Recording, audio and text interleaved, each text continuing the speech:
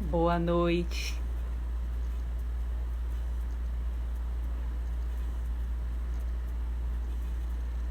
Boa noite, pessoal. Vamos chegando.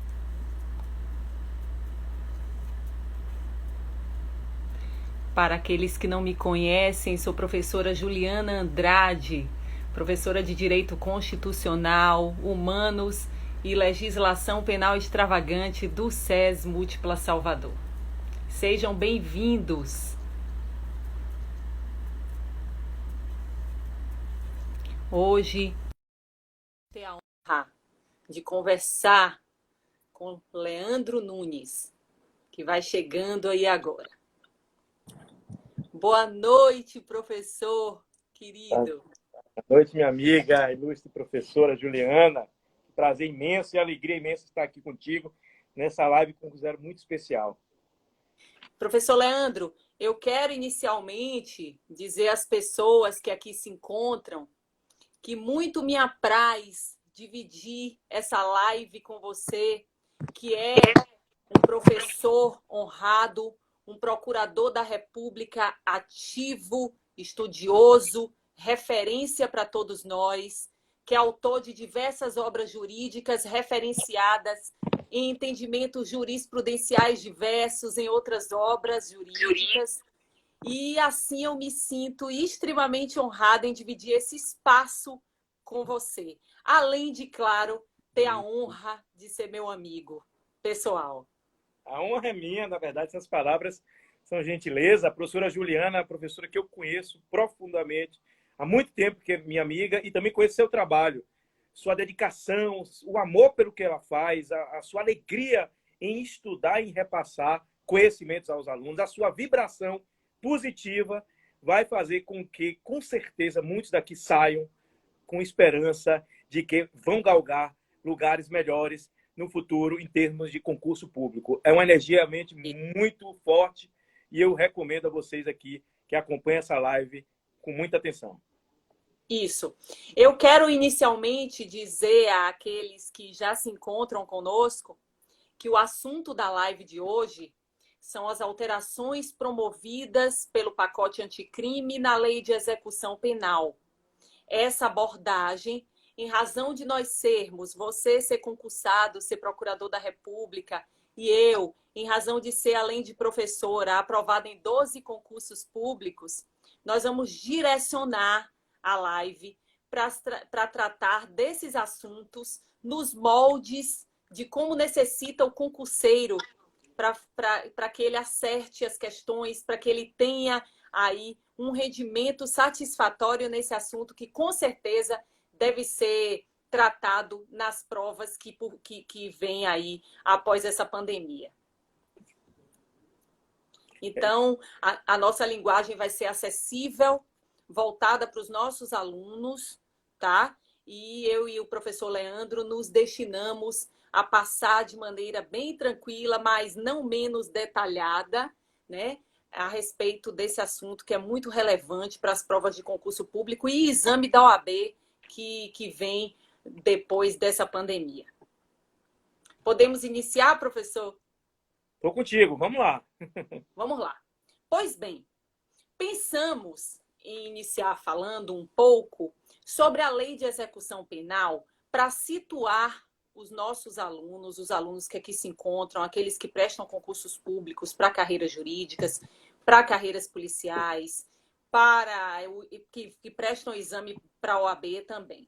Então, inicialmente, nós vamos tecer algumas considerações iniciais a respeito da Lei de Execução Penal, para que possamos culminar com as alterações promovidas nesta lei pelo pacote anticrime, que é a Lei 13.964 de 2019, tá? Então, inicialmente, eu pensei em começarmos a falar a respeito das finalidades, aplicabilidades, princípios regentes da Lei de Execução Penal, que é a Lei 7.210 de 1984. Portanto, nesse viés, nós vamos tratar sobre essas considerações iniciais. Depois, nós falaremos especificamente sobre algumas alterações importantes trazidas pelo pacote anticrime para essa lei. Inicialmente, é importante salientar que a lei de execução penal, ela tem natureza jurídica mista, administrativa e jurisdicional. Diversas decisões são tomadas no âmbito do juízo de execução, como, por exemplo, as decisões acerca dos incidentes de execução, mas também existem decisões que são tomadas pelo próprio diretor do estabelecimento prisional. Portanto, decisões podem ser tomadas no âmbito da execução penal, tanto pelo poder executivo quanto pelo poder judiciário. Por essa razão, a execução penal ela tem caráter misto, tá?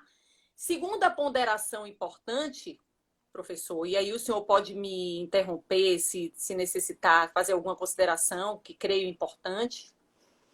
O segundo ponto importante a ser dito é que a lei de execução penal ela é aplicada tanto aos presos definitivos, aqueles que já sofreram a condenação definitiva com trânsito em julgado, quanto àqueles presos provisórios, tanto nos casos de sentença condenatória recorrível, né? Ou aqueles presos preventivamente, aqueles presos em flagrante. A lei de execução penal também é aplicável nesses casos. Também é aplicável àqueles sujeitos à medida de segurança, fruto de uma sentença absolutória imprópria, né? A própria lei dispõe a respeito dessa aplicabilidade. Eu acho importante a gente abrir um parêntese para dizermos que também a lei de execução penal se aplica a egressos, que são aqueles liberados definitivos pelo prazo aí de 1 ano a contar da saída do estabelecimento, e aqueles que estejam submetidos à liberdade condicional durante o período de prova, no que diz respeito à orientação e apoio para reintegrar a sociedade e na concessão, se necessário, até de alojamento e de alimentação pelo prazo de 2 meses, prorrogável em caso de necessidade, para que esse egresso possa ser reintegrado à sociedade. Pois bem, a gente se questiona quais as finalidades da lei de execução penal. E aí, o artigo 1º da própria lei dispõe que a finalidade da lei de execução penal é a efetivação das disposições da sentença ou decisão criminal, né? E aí ela busca uma prevenção especial negativa e uma retribuição nos moldes aí do que assevera Roxin. Eu chamo Roxin, viu, gente? E também a lei de execução penal tem como finalidade proporcionar condições para a reintegração harmônica daquele condenado, daquele internado à sociedade. E aí aplica a prevenção especial positiva. Bem, após a gente trazer essas considerações, é importante a gente entender que o início da execução penal se dá, no caso de sentença condenatória definitiva com trânsito em julgado, com a expedição da guia de recolhimento do preso. Mas, nos casos de sentença condenatória recorrível, através da expedição da guia de recolhimento provisório, para que haja o início dessa execução também, já que aplicável ao preso provisório. Outro ponto importante, professor Leandro, que eu achei interessante nós tecermos aqui, antes de passar a palavra para o ilustre professor, diz respeito à competência. Qual juízo da execução é competente? Qual juízo é competente para a promoção dessa execução? Tá? E aí nós trazemos que a competência na lei de execução penal ela é ditada pelo local ou estabelecimento onde o réu estiver preso ou internado. Inclusive, nos moldes da súmula 192 do STJ, a gente tem lá exposto que compete ao juízo das execuções penais do Estado a execução das penas impostas a sentenciados pela Justiça Federal, Militar ou Eleitoral, quando eles estiverem recolhidos a estabelecimentos sujeitos à administração estadual. Portanto, se trata de uma competência territorial do juízo da execução. Bem, após nós termos falado sobre finalidade, sobre aplicabilidade, sobre início da execução, sobre a competência territorial do juízo da execução, é importante nós falarmos a respeito dos princípios que regem a execução penal, que sempre são alvo de provas de concurso. E aí você, meu aluno querido, que estiver aí com a lei em mãos, por favor, marca esses princípios para mim. Eu tive o cuidado de trazer esses artigos para que você possa fazer aí, tecer suas considerações. O primeiro princípio, professor Leandro, que eu achei interessante trazer, foi o princípio da legalidade, previsto no artigo 3º da Lei de Execução Penal. De acordo com esse princípio, ao condenado e ao internado são assegurados todos os direitos que não sejam atingidos pela sentença ou pela lei. Então, aquele condenado que estiver cumprindo pena, ele só pode ter direitos atingidos se expostos na sentença ou na lei. Tá? Tudo que não for atingido não será aí perdido, suspenso, nem ferido o direito por parte desse condenado ou desse internado. Esse é o princípio da legalidade. Pelo princípio da igualdade, que também está previsto no artigo 3º, parágrafo único da Lei de Execução Penal, não haverá qualquer distinção de natureza racial, social, religiosa ou política na execução penal. E aí, quando a gente dá aula sobre esses assuntos, alguns alunos respondem: ah, professora, mas distinção etária ou sexual é possível? Sim, é possível. Conforme previsão constitucional lá do artigo 5º, inciso 48, a pena será cumprida em estabelecimentos distintos de acordo com a natureza do delito, a idade e o sexo do apenado. A gente sabe disso. E aí, professor Leandro, eu, organizando esse material para essa aula, eu me deparei com a questão do cumprimento da pena, da execução penal, no que diz respeito às transexuais femininas. Interessante. Né? Questão atual. Hoje em dia, não é? Hoje em dia a gente debate muito, sobretudo lá na Lei Maria da Penha, sobre a aplicabilidade da Lei Maria da Penha às transexuais femininas que sejam vítimas de violência, né? E aí, como é que a gente trata isso? Nas minhas pesquisas, eu descobri que já há uma decisão cautelar do STF em sede de ADPF, ADPF número 527, para quem quiser pesquisar, em que o ministro Barroso, ele já admite, determinou, né, nessa decisão cautelar, que as presas transexuais femininas fossem transferidas para presídios femininos. Então, esse é um grande avanço no sentido das questões de gênero, face ao cumprimento, né, da pena, face à execução penal. Há também uma decisão em sede de habeas corpus, também de Barroso, que admite a colocação em estabelecimento prisional em conformidade com a identidade do gênero. Isso é interessante, né? Porque quando a gente fala em transexual, a gente fala em alguém que tem um gênero, fisicamente falando, e aí me perdoem os termos, né, específicos daqueles que tratam sobre os LGBTs, e não se identificam com esse gênero, né? Então, como é que a gente age diante dessa situação se não há previsão na Lei de Execução Penal especificamente sobre esse tema? Aí já temos essas decisões nesse sentido, de forma a garantir a efetivação do princípio da igualdade, sobretudo a igualdade material, né? Levando em consideração as desigualdades na prática, no cotidiano. Também trouxemos o princípio da jurisdicionalidade, que está previsto no artigo 194, que apregoa que o procedimento correspondente à execução penal será judicial, desenvolve-se perante o juízo da execução.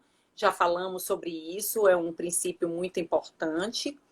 O princípio reeducativo, que assevera que durante a execução penal a gente busca-se a ressocialização do sentenciado, também já falamos, busca-se a prevenção especial positiva. O princípio do devido processo legal, que deve ser respeitado, tanto o contraditório quanto a ampla defesa, no âmbito também da execução penal, no caso de apuração, inclusive, de falta disciplinar durante o cumprimento da pena. A gente sabe que é obrigatória a instauração do procedimento para a apuração dessa falta. Inclusive, segundo a súmula 533 do STJ, assegurado o direito de defesa por um advogado nomeado, constituído ou um defensor público nomeado. Tudo isso também é defendido. E aí chegamos num ponto que eu quero culminar na sua fala.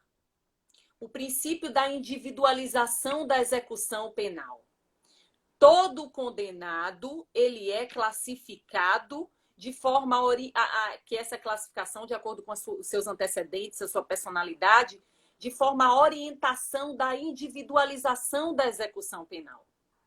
Essa classificação, ela é feita pela Comissão Técnica de Classificação, a gente sabe disso, né? Que traça um programa individualizador da pena privativa de liberdade.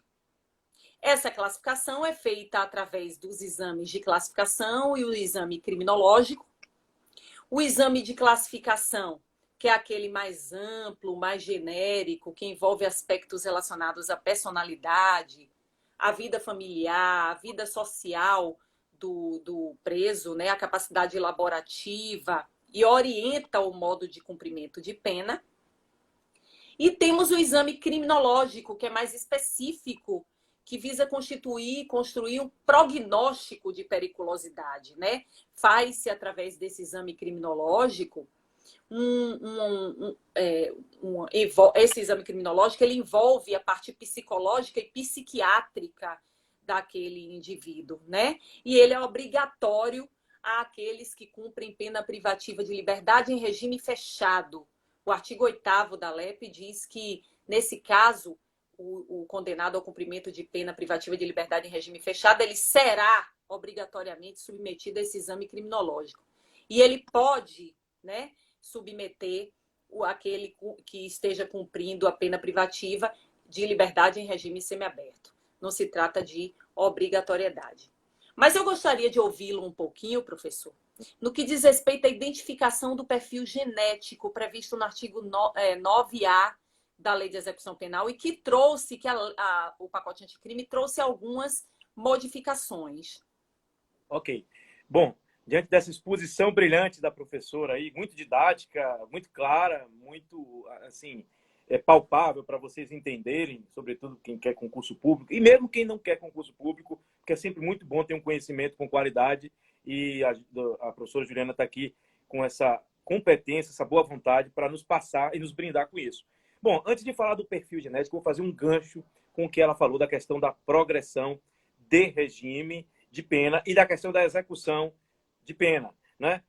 Precisa aqui lembrar só um complemento do que ela falou do recente posicionamento do STF, em que vedou a possibilidade de execução provisória. O Supremo Tribunal Federal vinha discutindo há muito tempo se podia, se não podia. Ora, entendia que sim, depois de certo tempo, depois de 4 anos, julgava o tema de novo, entendia que não cabia execução provisória. Chegou até 2019, entendendo que cabia a execução provisória da pena, ou seja, antes de exauridos os recursos, todos os recursos. O artigo 5º, salvo engano, inciso 56, boa parte da doutrina entendia que era expresso no sentido de que não há execução, não há possibilidade de execução provisória, já que fala-se ali em trânsito em julgado da decisão. E trânsito em julgado, leia-se, a interpretação que se fazia era literal, no sentido de que só poderia haver o início de uma execução após exauridos todas as possibilidades de recurso. E isso, STF, ao julgar uma ação direta de constitucionalidade, agora no finalzinho de 2019, ele julgou procedente a essa ADC para declarar a constitucionalidade do artigo 283 do Código de Processo Penal e vedar a execução provisória da pena. Ou seja, agora para você ter uma prisão, o início do cumprimento de pena apenas só poderá ser observado quando houver o exaurimento de todos os recursos. Não há que se falar em execução provisória da pena, só um complemento, só para a gente atualizar um pouquinho, contextualizar e também poder abrilhantar ainda mais aqui a exposição que foi feita pela minha colega e pela minha amiga doutora Juliana, certo?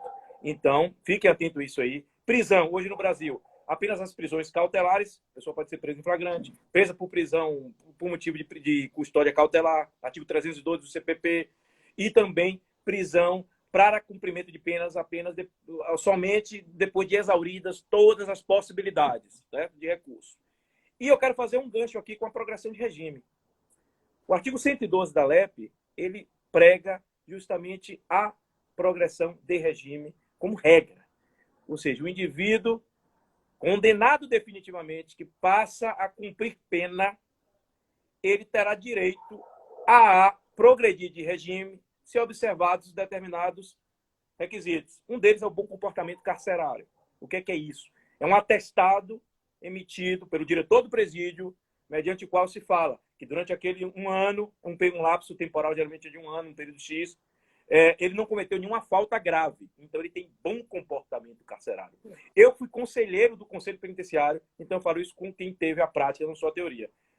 O bom comportamento não é uma análise de forma minuciosa. Às vezes até se tinha uma comissão de classificação, uma comissão mista de psicólogos que se fazia essa análise. Mas bastava, ou seja, na prática, um atestado de que a pessoa não cometeu, o indivíduo não cometeu falta grave e, portanto, teria bom comportamento. Ele tendo bom comportamento, é o requisito subjetivo, e o requisito objetivo. Antigamente se falava em porcentagens, 1/6, 2/5, 3/5, agora a lei acabou. A lei agora fala em porcentagem, em percentual, 16%, 20%. Fala em 70% da pena para quem cometeu crime hediondo com resultado morte. Ou seja, que é o máximo agora, né? O apenado por reincidente em crime hediondo ou equiparado com resultado morte só vai poder progredir após 70% da pena cumprida. Ele vai ter que demorar 70% para poder progredir, certo? E ainda assim é vedado o livramento condicional. Então houve um enrijecimento dessa pacote de crime em relação aos crimes considerados graves. Qual foi o embasamento que se teve o legislador aí? Princípio da vedação da proibição deficiente, que é justamente uma vertente utilizada para quem faz concurso para MP. E aqui eu bato, depende do que você vai fazer o concurso. Se for para concurso do Ministério Público, use muito o livro do Douglas Fischer, colega extraordinário, que justamente é um dos examinadores da banca do MPF. Esse projeto, esse pacote de crime, para quem quer concurso do MP, você tem que colocar lá a vedação da proteção deficiente. O que é isso, esse princípio? A sociedade não pode ficar à mercê da ação de pessoas que integram organização criminosa, que fazem muitas vezes do aparelho estatal, que entram, se imiscuem no aparelho estatal, nas entranhas do Estado, para corromper agentes, etc, etc e tal. Então, para proteger a sociedade... Pode falar. Deixa eu só fazer um adendo, professor, só para situar aqueles alunos que não têm uma vivência tão grande de progressão de regime. A progressão de regime, trazida, como o senhor disse, no artigo 112 da Lei de Execução Penal, ela pressupõe a transferência, né, do cumprimento de pena de um regime mais gravoso para um menos gravoso, diante de atendimento de requisitos subjetivos e objetivos. Esses requisitos subjetivos previstos aí como bom comportamento carcerário, que você brilhantemente explanou, e os requisitos objetivos, que foram alvo dessa modificação pelo pacote anticrime, né? Que antes era trazido em percentual e hoje, quer dizer, antes era trazido em frações e hoje são trazidos em percentuais de cumprimento de pena.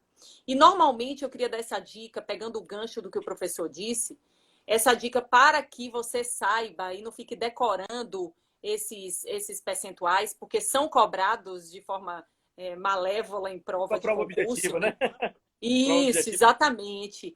Então, que você separe pelo tipo de crime cometido. Por exemplo, crime cometido sem violência, pessoa ou grave ameaça. Se for primário, tem que cumprir 16%, reincidente 20%. Crime com violência, pessoa ou grave ameaça. Se for primário, 25%. Se for residente, 30%. Prática de crime hediondo ou equiparado. Se for primário, 40% da pena. Se for residente, 60%. Prática de crime hediondo ou equiparado com resultado morte, que o professor Leandro falou, que veda-se o livramento condicional, né, novidade trazida pelo pacote anticrime. Se for primário, cumprimento de 50% da pena, se for reincidente, 70%. E também, como você disse, aquele condenado por exercer o comando individual ou coletivo de organização criminosa, né, estruturada para a prática de crime hediondo, ou condenado pela prática de crime de constituição de milícia privada, né, deve ter o cumprimento de 50% da pena para que possa progredir. Brilhante, professor. Ok. Então, só que continuando, a lei também ela veda a progressão de regime para a hipótese do condenado que integrar organização criminosa. A lei ela vedou. E aí você vai ter justamente a argumentação de acordo com o concurso que você fizer. Se for para a Defensoria Pública, for um concurso mais garantista, ele vai vedar o princípio da individualização da pena, porque o STF, inclusive, tem precedentes da época do crime hediondo, que se julgou inconstitucional, aquele artigo do crime hediondo que vedava a progressão de regime, que dizia que teria que se cumprir a pena num regime integralmente fechado. Então, justamente por conta desses precedentes do STF, vai ser questionado, inclusive, a constitucionalidade disso aí. Porém, quem vai fazer concurso para MP, qual é o embasamento disso aí? O princípio de que a sociedade deve ser protegida. O garantismo, segundo essa vertente do Ministério Público, capitaneada pelo professor Douglas Fischer, ele não é só visto como um garantismo negativo, ou seja, de uma vedação de excesso por parte do Estado, de uma proteção contra o excesso do Estado, mas um garantismo positivo de proteção da própria sociedade. Daí se tem a proibição da proteção deficiente, ou seja, o Estado, por intermédio das leis e de suas ações, ele não pode ficar omisso em relação a determinadas condutas graves que vêm causando danos à sociedade. Logo, a vedação de progressão de regime para aquele que integrar uma organização criminosa nada mais é, e ele é compatível à Constituição por estar em consonância com esse princípio, que é um princípio da proporcionalidade, no sentido de garantir também a proteção da sociedade, certo? Isso é na visão do MP. Vejam só o concurso. Muito cuidado. Depende do concurso. Todo concurso é assim. Eu fiz muito concurso público, eu fiz concurso para magistratura, passei, fui advogado da União também, passei. Hoje sou procurador da República e cada concurso eu procurava sempre ler a banca. Você joga de acordo com o jogo. Isso. Você veste a camisa de acordo com aquele jogo. Não basta vestir a camisa do Bahia e o do Vitória de acordo com o jogo X, porque a do Vitória vai dar errado, com todo respeito. Já do com Bahia, certeza. Vai dar mais certo, vai brilhar mais, certo? Então, vamos lá, vamos voltar aqui, vamos voltar agora para a progressão, muito importante, a súmula 715 do STF. A súmula 715, ela coloca um limite de cumprimento de pena de 30 anos. Vou chegar lá, mudou para 40. Vou chegar lá. Você deve ler essa súmula agora, claro, com a mudança do pacote anticrime. O tempo máximo de cumprimento de pena é 40 anos. O tempo é 40 anos. Porém, para se computar benefícios de progressão de regime, de livramento, que tem lá as porcentagens depois como a gente viu aqui, de 50%, 25%, 70%, etc., você vai computar sobre o total da pena. Então, o indivíduo pode ser condenado a 600 anos. E sobre 600 que vai incidir a porcentagem equivalente para progredir de pena do artigo 112, que a gente acabou de falar agora aqui. Ora, se for um crime hediondo com resultado morte, 70%. Né? Reincidente de crime hediondo, né? Etc. E se for um crime, um primário, o crime mais brando, 16% sobre o total da pena fixada na sentença, total da condenação. Agora, para cumprimento de pena, ele não poderá passar mais de 40 anos em uma penitenciária. Não é isso, professor? Excelente essa colocação, viu, professor? Muito aluno tem dúvida a respeito disso.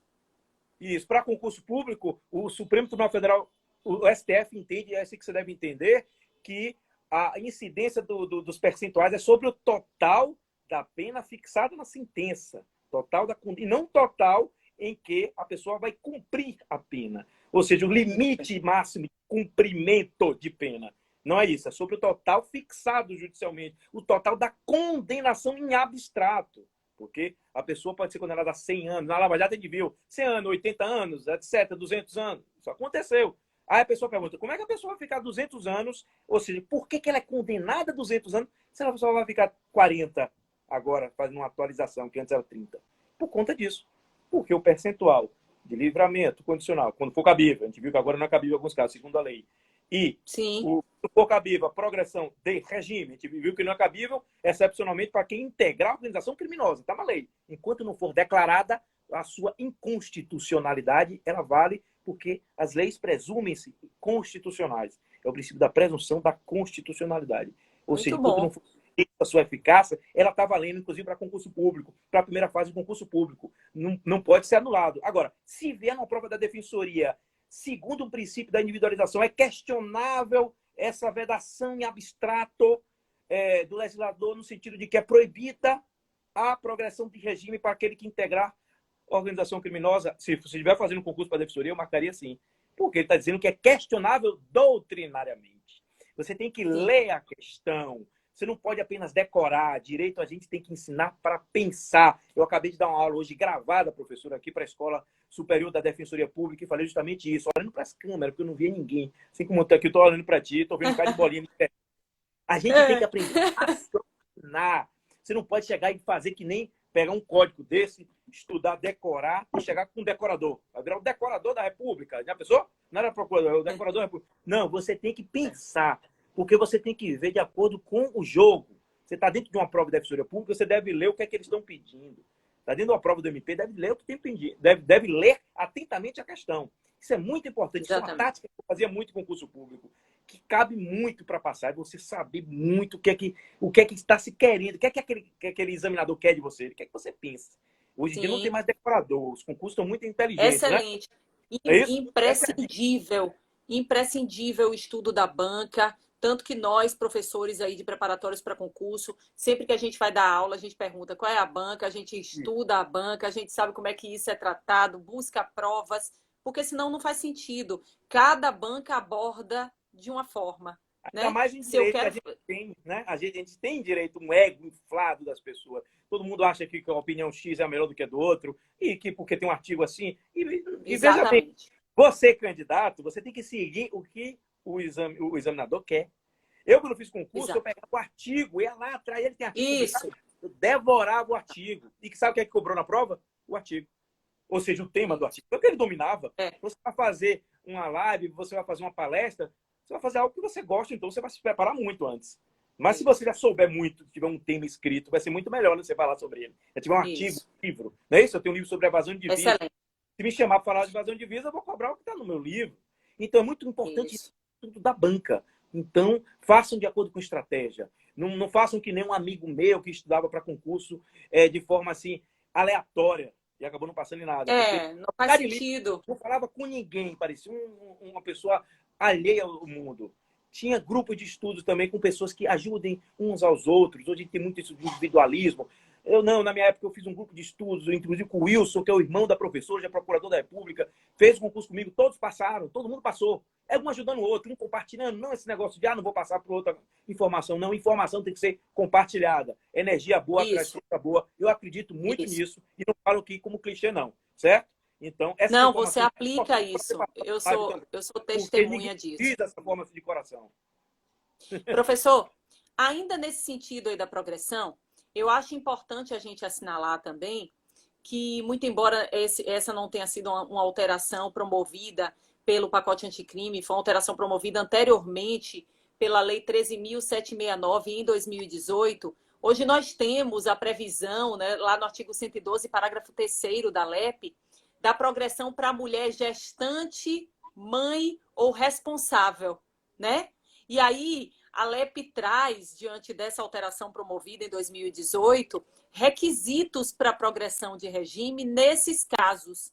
E esses requisitos a serem atingidos, eles devem ser cumulativos, tá? Os requisitos previstos são aquela mãe, aquela mulher gestante, ela não ter cometido o crime com violência ou grave ameaça à pessoa, ela não ter cometido o crime contra o seu próprio filho ou dependente, ela ter cumprido ao menos 1/8 da pena no regime anterior, ser primária, ter bom comportamento carcerário comprovado pelo diretor do estabelecimento e não ter integrado a organização criminosa. Então, hoje, aquela gestante, aquela mãe, aquela responsável por um filho, por exemplo, com deficiência física, com deficiência mental, que não possa, que dependa dela para viver, ela atende a requisitos específicos para a obtenção de progressão de regime. Eu acho interessante a gente trazer isso, sobretudo para as provas de concurso, porque foi uma atualização promovida pela Lei 13.769 em 2018. Perfeito, perfeito. Eu vou aqui falar sobre a questão dos perfis genéticos, os bancos de dados de perfis genéticos, que foi já introduzido muito antes do pacote anticrime. O pacote anticrime não introduziu, ele só falou um pouquinho sobre isso. Foi uma lei de 2012, né, professora? A lei anterior lá já tinha falado sobre isso. Bom, o que é esse banco de dados? O que é essa identificação do perfil genético? Nada mais é do que você identificar alguém pelo DNA seu, né? Antigamente se tinha um dedão, né? Aquela coisa, botava o dedão assim e tal. Hoje não, você tem técnicas chamadas indolores, não invasivas, saliva, um fio de cabelo, coisas muito mais light, assim, muito menos invasivas ao corpo humano do que você pegar, pedir para solicitar que a pessoa coloque o dedo lá naquele objeto ali para fins de identificação. Então, hoje, quando você tem essas técnicas indolores, não invasivas, se tem uma discussão sobre a constitucionalidade dessa identificação genética. Se ela viola ou não o princípio da privacidade, direito à privacidade, princípio da vedação, da não autoincriminação. Há uma violação ou não? Primeiro, é preciso diferenciar. Quando você vai fazer a identificação para apenas compor um banco de dados, você não está fazendo para criminalizar alguém, nem para investigar alguém. Aquele banco de dados pode ser usado, inclusive, para inocentar futuramente um cidadão. Um banco de dados genético é para você formar, é sigiloso, primeiro dizendo, você formar como se fosse categorizar cada perfil genético. O que é esse cada perfil genético? O DNA daquela pessoa ali que foi condenada, foi presa ou investigada, que chegou ali a um estabelecimento prisional. É como se fosse um RG digital, né? Um RG moderno, vamos dizer assim. Hoje a gente usa, inclusive, carteira nacional de habilitação digital. Eu nem tenho mais minha escrita, hoje tudo documento digital. Então a gente tem que entrar um pouquinho nessa era moderna, né? À toa que tem a live, está substituindo aulas físicas, tanto aplicativo. Outro dia eu estava conversando isso com Bitcoin, outro dia eu falei sobre Bitcoin. O mundo hoje é um mundo moderno. Você não pode questionar essas coisas mais. Por quê? Porque você tem que realmente se submeter ao cidadão por questão mesmo de se adequar, ele tem que se submeter ao princípio disso aí, no sentido de se adequar ao mundo moderno, senão ele vai ficar atrasado, anacrônico, ele não vai conseguir fazer, não, daqui a pouco não vai conseguir nem viver. Hoje todo mundo hoje depende de um WhatsApp, de um aplicativo, de fazer alguma coisa, praticamente isso. É ou não é, professor? Então, sim. Esse banco de dados de perfil genético, ele é muito importante, pessoal, para a identificação da pessoa, do DNA da pessoa, para você catalogar o DNA da pessoa, inclusive para confrontar com eventual outro crime onde ela for suspeita e absolver, inclusive, essa pessoa. Se vocês pesquisarem na internet, vocês vão ver pessoas que foram acusadas de estupro, etc., por declarações da própria vítima, que o estupro é um crime onde tem um peso muito grande na declaração da vítima ali, do estupro do ofendido, e que depois se viu que ele não foi, pelo confronto do DNA. Engraçado, professor, que geralmente quando a gente vai refletir sobre isso, sobre essa obrigatoriedade aos condenados, né? Por crime praticado prejudicar, né? Não é isso? Isso, por crime praticado dolosamente, com violência, de natureza grave contra a pessoa. Crime hediondo. A gente pensa que esse perfil genético pode ser utilizado para prejudicá-lo. E aí você, de forma brilhante, traz, né, uma hipótese, uma hipótese não, um que já aconteceu, né? Uma absolvição em razão. Coloquem no Google, está lá. Vocês vão ver várias hipóteses disso aí, onde o perfil genético foi, inclusive, imprescindível para inocentar uma pessoa acusada para absolvição. Para absolvição. Então não é que a pessoa quer pegar a gente, quer irrigir. Não, isso não é verdade. Vocês podem pesquisar, está lá, está público, não é o que eu estou dizendo, certo? Agora, sim, tem uma coisa aqui que é questionável. Né? Nem tudo são flores aqui. Quando você impõe uma falta grave para a pessoa que se recusar a submeter. Falta grave. Sim. Penalidade. O pacote de crime traz isso. Isso aí realmente é de constitucionalidade duvidosa. Duvidosa. Muito duvidosa. Como é que você vai colocar uma pena só porque a pessoa se recusou? Você vai colocar uma pena... pena... professor, Uma dê, falta grave. me dê só um espacinho para Claro. agradecer a presença nesse momento do professor Gamil aqui conosco, esse mestre, Grande né? Essa mestre de fonte de nós aí. inspiração, essa referência para todos nós, né? Com certeza. Com certeza. Então, justamente quando o pacote de crime coloca essa penalidade para aquele que se recusar, aí você entra realmente numa seara onde você prejudica um direito fundamental. Aí você tem algo que vai prejudicar realmente a pessoa. Aí não tem nada Isso. que não é positivo. Então, É nesse porque caso aí, eu tenho uma certa realmente tendência a reconhecer que tem uma pecha de inconstitucionalidade aí. Pelo princípio da é vedação da porque, ação, porque assim, e você não pode ser quando penalizado com algo que você tem pelo direito ao silêncio, vamos dizer assim, a não produzir uma prova, ou não uma prova isso, no sentido técnico, mas não produzir porque um ato que possa lhe prejudicar, que é a isso. imposição de uma penalidade, Porque, né? assim, só para situar nossos alunos, que são mais incipientes, que estão iniciando esse caminho. O pacote anticrime inseriu no rol de faltas graves, né, previsto lá no artigo 50 da LEP, no inciso 8º, salvo engano, a recusa de identificação do perfil genético. Então, quem se recusa a realizar essa identificação e que seja criminoso de natureza grave, que cometeu o crime mediante violência ou um crime hediondo, ele, por ser obrigado a ser submetido a essa identificação por meio da extração do DNA, ele cometerá falta grave. E o cometimento de falta grave após a apuração pode trazer uma série de consequências drásticas para aquele indivíduo, como, por exemplo, a interrupção do prazo de contagem para progressão de regime, A a, regressão de... per, a, a revogação de um terço do tempo remido por meio de trabalho ou Isso, estudo, né? E até a imposição do RDD, que é o regime disciplinar diferenciado, que a gente vai falar a seguir. perfeito, perfeito. Então, como eu falei, é um instituto que tem uma parte positiva e o pacote de crime trouxe essa parte que não é tão positiva. Então, Sim, esse é o que a principal colocação que eu faço em relação ao perfeito, perfil genético, né? Mas perfeito. que é algo inerente à evolução da sociedade. Hoje tudo é digital. Como eu falei, carteira de identidade digital, carteira de habilitação é digital, a minha. Todo mundo já está usando isso, a identificação, até para viajar, quando se podia viajar, agora com a pandemia, está todo mundo em casa. Né? Então, nós temos que se acostumar com o mundo digital, o dinheiro hoje temos moeda virtual, Bitcoin está sendo utilizado aí para muita gente. Né? Ou seja, pergunta-se até se o Bitcoin é crime ou não. Eu até fiz uma live sobre isso. Claro que não é, embora não seja regulamentado pelo Banco Central, mas pode ser usado como pirâmide financeira, assim.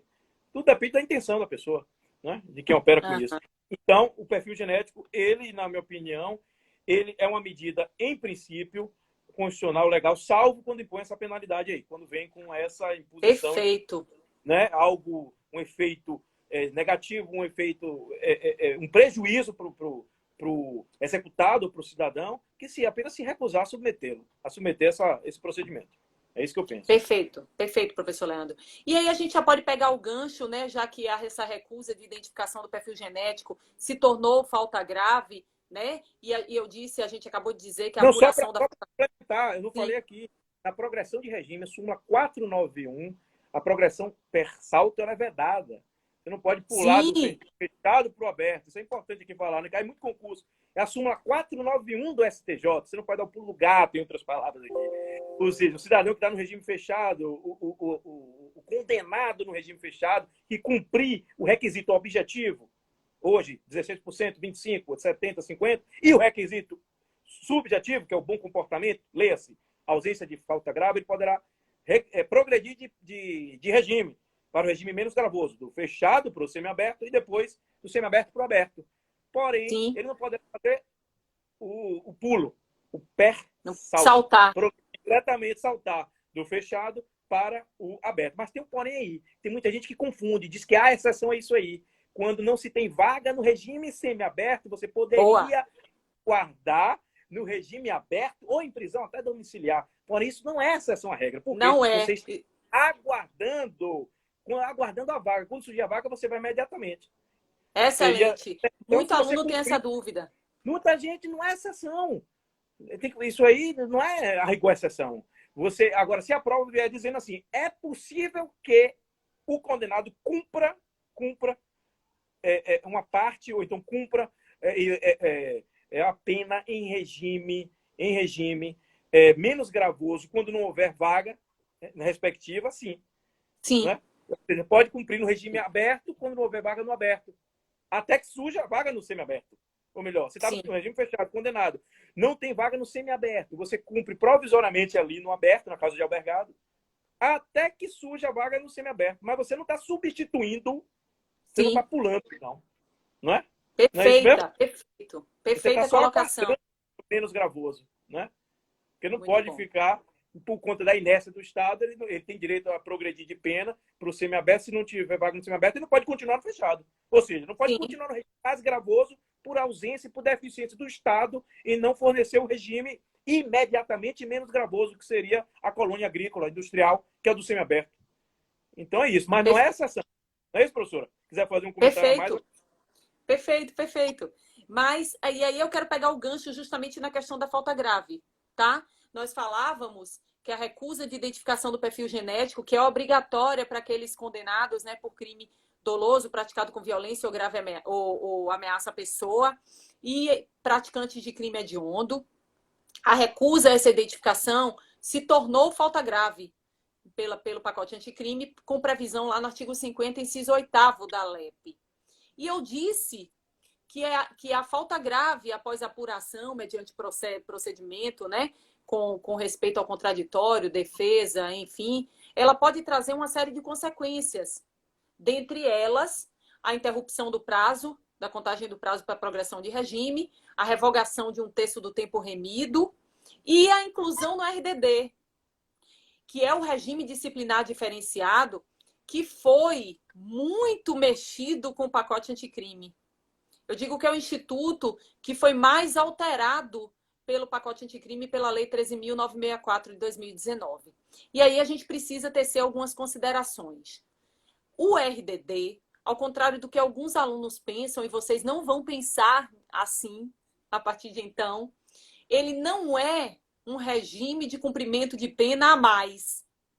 Porque, em razão, professor, de o nome ser regime disciplinar diferenciado, muitos alunos acham que é um novo regime de cumprimento de pena junto com fechado, aberto e semiaberto. E a natureza jurídica do RDD é de sanção disciplinar, com previsão no artigo 53 da LEP. É a forma mais grave de sanção disciplinar que nós temos na Lei de Execução Penal. É a última ratio da sanção disciplinar em caso de cometimento de falta grave. Não seria um regime diverso, que ela quis dizer, professora. Não exatamente. Um regime diferente, mais um plus, né? Um outro tipo de regime. Né? Exatamente. Porque muita gente pensa isso, né? Muita gente confunde. E a natureza jurídica é de sanção disciplinar. Então é importante a gente tomar esse cuidado, porque a prova de concurso, às vezes, tendenciosa, ela coloca desta forma para enganar. É a única sanção que é imposta, que só pode ser imposta pelo juiz. O diretor do estabelecimento ele não pode impor, né, o RDD. Ele pode requerer, né? Tanto ele quanto a autoridade administrativa outra pode requerer ao juiz da execução a inclusão do preso, daquele preso em regime disciplinar diferenciado. Essa decisão ela deve ser prolatada no prazo de 15 dias, mediante prévia manifestação do MP e da defesa. Alguns doutrinadores consideram que o Ministério Público também pode requerer a inclusão no RDD, tá? Mas a doutrina majoritária aduz que, em razão de a Lei de Execução Penal prever a manifestação do MP antes da decisão, que não cabe ao MP requerer. E aí cabe a discussão, né? Pois bem, quando é cabível a inclusão do RDD?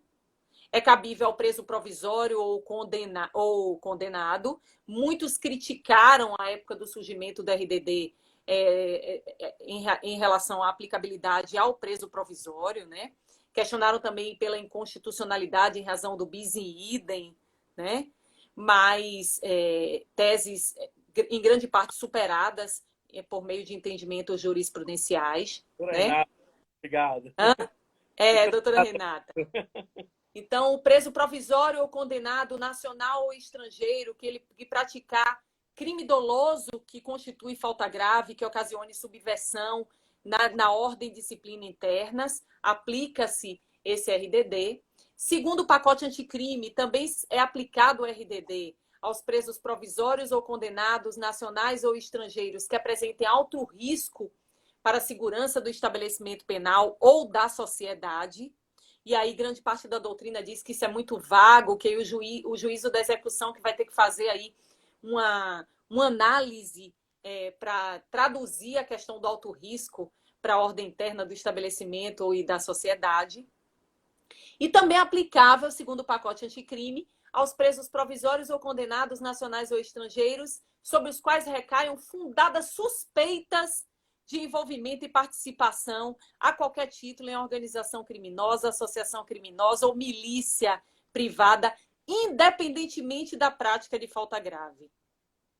Perfeito. Olha como foi agravada aí, né? A questão da aplicabilidade do RDD. Basta que a gente tenha, que quem requeira, né? Por exemplo, o diretor do estabelecimento tenha fundadas suspeitas de que aquele preso esteja envolvido com uma organização criminosa ou uma associação criminosa a qualquer título.